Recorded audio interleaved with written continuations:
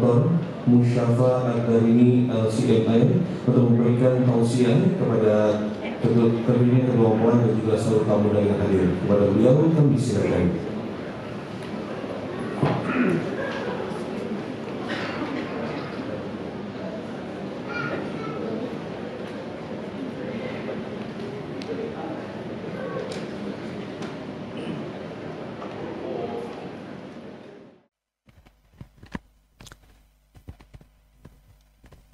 Bismillahirrahmanirrahim. Alhamdulillah wassalatu wassalamu ala Rasulillah wa ala alihi wa sahbihi wa man tabi'ahuda. Masya Allah, nikmat yang sangat besar telah didapatkan oleh saudara kita Mas Nasta'in. Sungguh mendapatkan pasangan yang cocok merupakan nikmat yang sangat besar yang Allah berikan kepada kita. Allah Subhanahu wa taala di dalam ayatnya menjelaskan bahwa itu merupakan tanda kekuasaan Allah. Dan tanda kekuasaan Allah itu sesuatu yang sangat istimewa, sesuatu yang sangat besar. Di antara yang menunjukkan besarnya nikmat pernikahan adalah hadis Nabi Muhammad SAW bahwa iblis itu mempunyai banyak tentara, dan tentara-tentaranya iblis itu ingin agar dia diistimewakan oleh iblis. Mereka menggoda manusia dengan godaan yang paling dahsyat. Ternyata iblis itu yang paling dia senangi ketika ada di antara bala tentaranya yang berhasil memisahkan kedua mempelai, berhasil memisahkan antara suami dan istri. Itu yang dijadikan sebagai orang istimewanya iblis, dan ini menunjukkan keistimewaan dari nikmat pernikahan.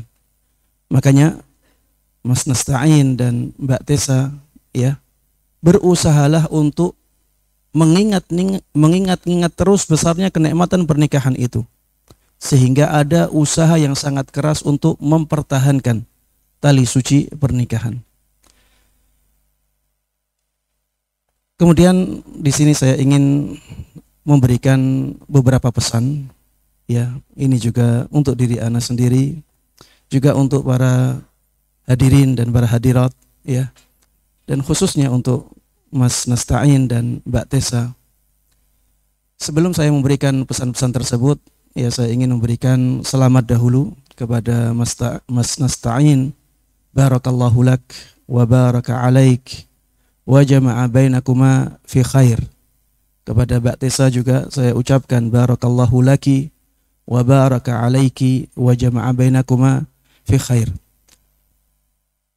Pesan yang pertama yang ingin ana sampaikan di sini, bahwa pernikahan itu ibadah, ya.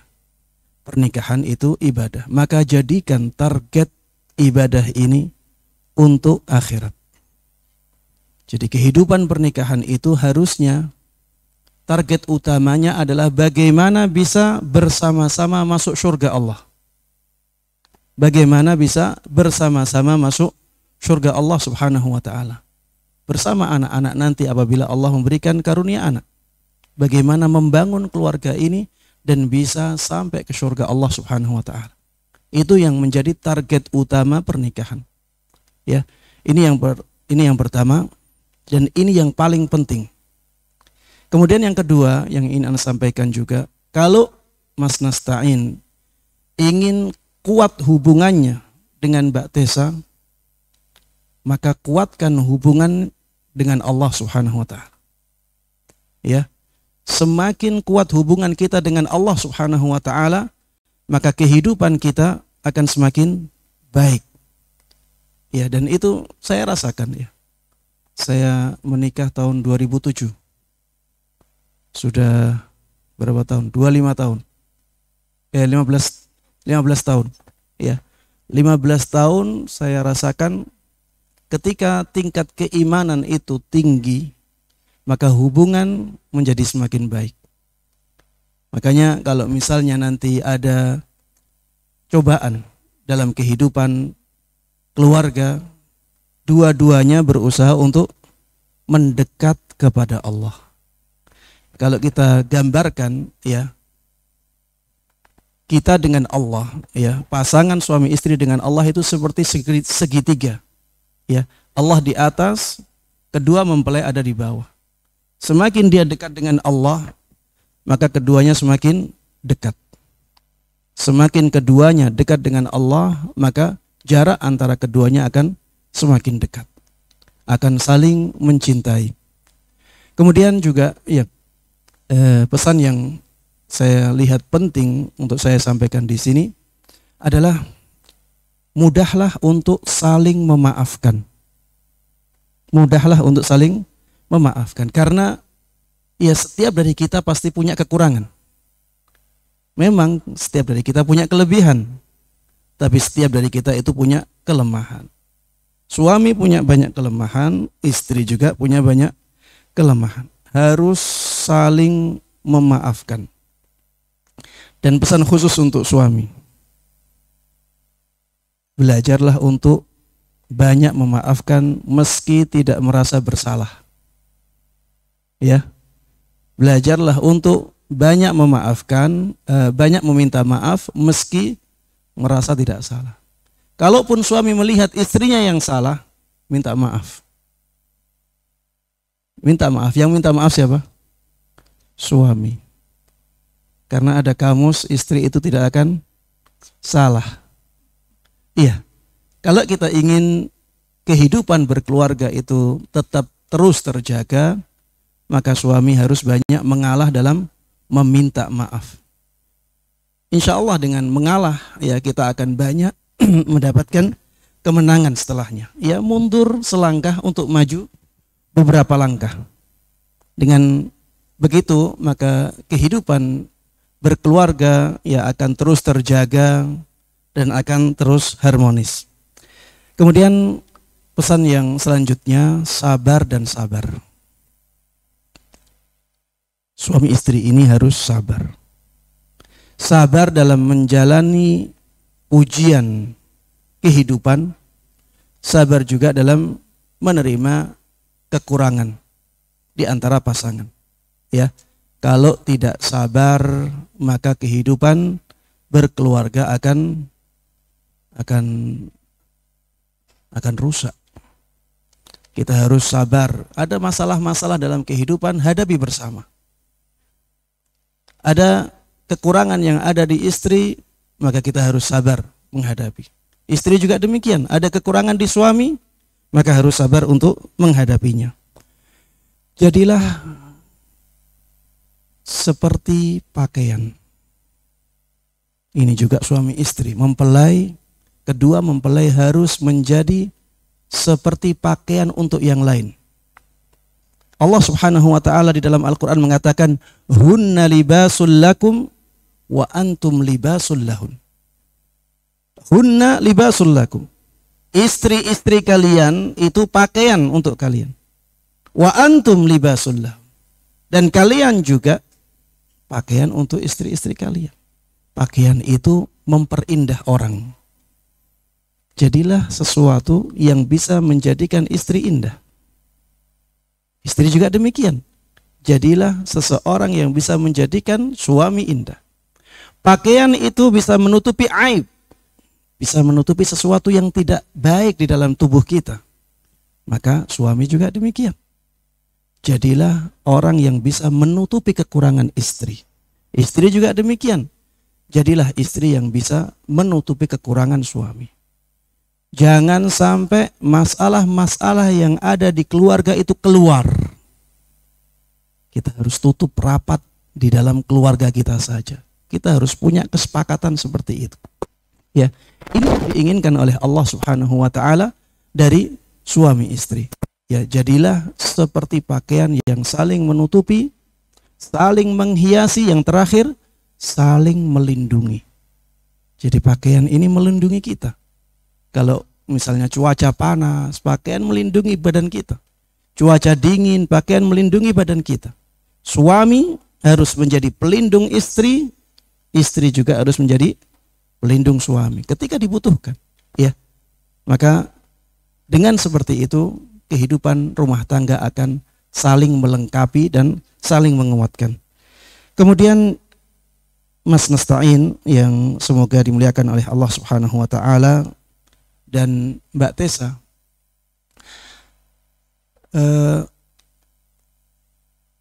yang paling penting juga di dalam berkeluarga itu setiap mempelai harus tahu kewajiban dan haknya. Harus tahu kewajiban dan hak. Kewajiban paling utama dari Mas Nasta'in adalah mencarikan nafkah untuk keluarga. Itu kewajiban yang paling utama. Ada kewajiban-kewajiban yang lain nanti bisa dilihat ya, bisa dibaca-baca. Tapi di sini saya ingin menyampaikan ini. Kewajiban terbesar Mas Nasta'in adalah mencarikan nafkah untuk keluarga. Mbak Tessa, tugas yang paling atau kewajiban yang paling inti adalah memberikan atau mencukupi kebutuhan ranjang suaminya. Itu kewajiban yang nomor satu. Ya, maka ini harus diperhatikan. Kewajiban-kewajiban ini harus diperhatikan dengan baik. Hak seorang istri mendapatkan nafkah dari suami. Hak seorang suami dari istri mendapatkan kecukupan kebutuhan ranjangnya. Itu yang paling tinggi. Maka nomor satukan itu. Kemudian di dalam berkeluarga, ya, laki-laki itu urusan di luar rumah. Itu tugas utama laki-laki. Tugas utama istri urusan di dalam rumah, ya. Jadi kalau setiap mempelai mengetahui kewajiban masing-masing dan melakukannya, dan setiap mempelai memberikan hak pasangannya masing-masing, maka kehidupan rumah tangga akan sangat kuat dan sangat lengkap. Kemudian yang juga ingin Ana sampaikan di sini, ya, kepada Mbak Tessa secara khusus. Seorang istri secantik apapun, sebanyak apapun kelebihannya, kalau tidak menghormati suami, tidak memuliakan suami, tidak patuh kepada suami, maka yang terjadi adalah menjadi tidak menarik. Secantik apapun, menjadi tidak menarik, menjadi tidak baik, tidak disukai oleh suami. Dan kebahagiaan seorang suami ketika dia dimuliakan oleh istrinya, ketika dia dipatuhi oleh istrinya. Itu kebahagiaan seorang suami yang sangat tinggi. Dan kita semuanya yang sudah berkeluarga dalam waktu yang lama akan sangat merasakan itu. Maka ya kepada Mbak Tessa, ya muliakanlah nikmat yang sangat besar dari Allah ini, ya, seorang suami, nikmat yang sangat besar bagi seorang istri. Muliakan, patuhi, ya. Bahkan ya di dalam hadis disebutkan bahwa seorang istri itu tawanan bagi suaminya. Seorang istri itu menjadi tawanan bagi suaminya, ya. Dan bagi Pak Ibnu, ya, begitu pula ibunya, bersabarlah. Bersabarlah karena sekarang hak patuh menjadi berpindah ke Mas Nasta'in. Hak patuh dari Mbak Tessa sekarang berpindah ke Mas Nasta'in. Jadi istri, ya, Mbak Tessa sekarang lebih wajib untuk taat kepada suaminya daripada taat kepada orang tuanya. Dan ini harus disadari, sehingga ketika nanti ada hal-hal yang tidak sinkron antara orang tua dengan suami, setiap pihak bisa memahami posisinya masing-masing, ya. Berbeda dengan Mas Nasta'in, ya. Ketaatan kepada kedua orang tua lebih tinggi daripada ketaatan kepada istrinya, kepada mertuanya.